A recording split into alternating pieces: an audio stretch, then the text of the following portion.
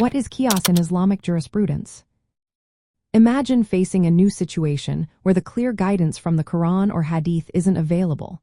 How do Muslims find the right answer? That's where Qiyas comes into play. It's a way to use what we already know to understand what we don't. Think of it as a logical bridge connecting past teachings to new challenges.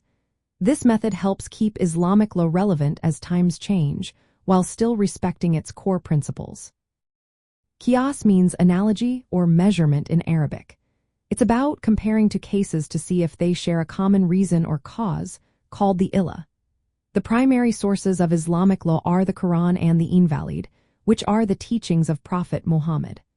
When these sources don't directly address a new issue, Islamic scholars turn to Qiyas to find a solution. It's like using a known rule to solve a new puzzle. The illah is the key part of Qiyas. It's the underlying reason that makes a ruling applicable. For example, the Quran forbids alcohol because it causes harm and impairs judgment. Scholars then use Qiyas to extend this ruling to other intoxicants, like drugs, because they share the same illah of causing harm through intoxication. If the illah is present in both cases, the ruling can be applied to the new situation. To use Qiyas correctly, four things are needed. First, the original case or situation where a clear ruling exists. Second, the new case that needs a ruling. Third, the effective cause or illah that links both cases. And finally, the legal ruling that applies to the original case is extended to the new one. This process allows Islamic law to adapt without losing its foundation. There are conditions to make sure Qiyas is valid.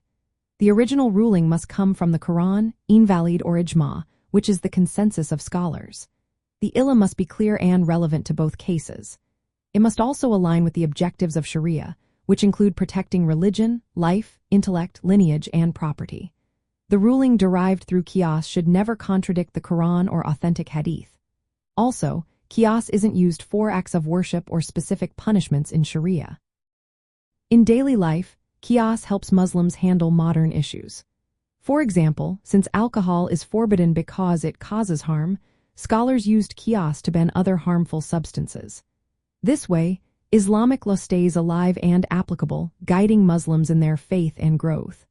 Understanding Qiyas deepens our connection to Islamic core concepts and helps us see how faith can be practiced in today's world.